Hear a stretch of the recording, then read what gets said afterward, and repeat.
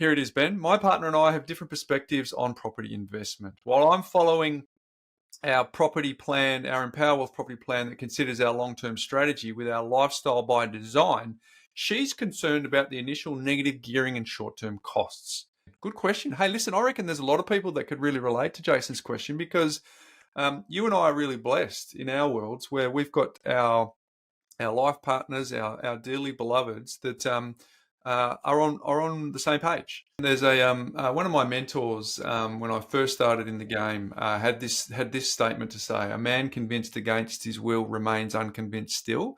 And I now say that man is short for human, right? So a man convinced against their will remains unconvinced still. So this is a perception versus perspective conversation that Jason needs to have with his wife, because he could have a perception of what he thinks she needs to hear, but until he gets her perspective, it's all going to be futile because a man convinced against their will remains unconvinced still, right? So I think we need to get into Jason's wife's mind and go, what's important to you? What are your fears and concerns and why?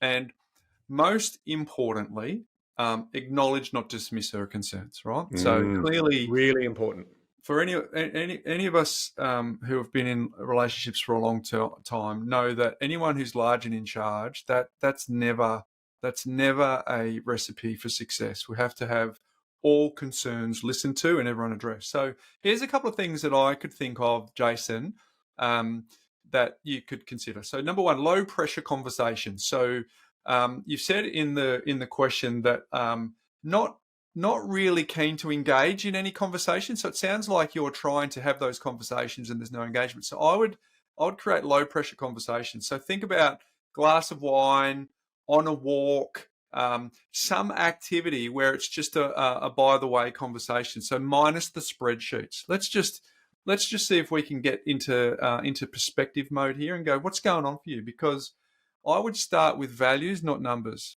And a conversation for me would look a little bit like, what do you want our life to look like in 10 years? Right? Who doesn't want a dream build, Ben? Let's be honest. What do you want your life to look like in 10 years?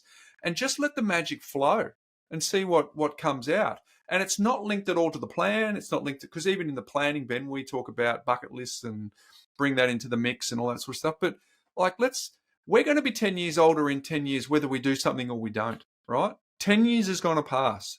So that is a fact. So what do we want that to look like? So, and then part of the conversation I'd be encouraging you to do is let your wife choose her lane. So she clearly exceeds in some things. You guys would be yin and yang. So what's her yin to your yang? And then make sure that she's in her lane on that yin or the yang, because she's clearly good with numbers. So she might want to be across all of the cash flow to build the confidence that comes from that. And you might actually build in, okay, there's some anxiety here that's real and present and something we can't sweep under the carpet. So why wouldn't we have predetermined review times? Why wouldn't we agree to a 10-minute a month review to stay on top of that overwhelm? And it could just be the glass of wine or the little walk or whatever it is that you would consider. So, and then, of course, bring in a neutral third party, Ben. So a trusted friend or advisor, because they have... The reason we can give better advice to other people than we can take ourselves, Ben, is because if you're asking for me for advice, Ben, most of it is logic-based, right? I've got emotion attached to the friendship that we've had over a long period of time, but most of it's logic. Whereas when we're giving the advice to ourselves, it is not devoid of emotion. There is a ton of emotion, and that's why we're better giving advice to others than we are taking our own advice. So I would say bring in a trusted advisor, or what we hope is that this attempt at answering your question, Jason, can be a conversation starter that you have with your wife so that you can actually ask her to watch or listen to this. And again, one of the things that Ben and I do in our recent webinar, we do it in a masterclass, we've just written about it in our book as well, is we teach people how to have unshakable confidence in investing despite everything that's going on, including paralysis by analysis, perfectionism, all of those sorts of traits that come from people who are detail oriented.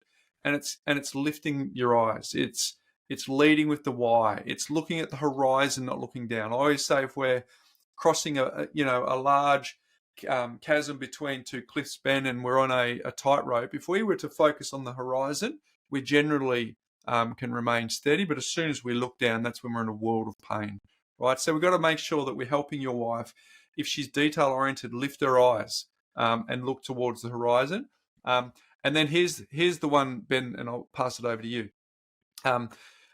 Remind the accountant that even the most cautious accountants consider opportunity cost. And so opportunity cost, what is the cost of actually doing nothing when we actually lift our eyes, and what does life look like in 10 years, and all those things that we dream build together? If we don't actually get ourselves in the arena, how likely is that to happen? And what is the opportunity cost that exists if we don't make that happen?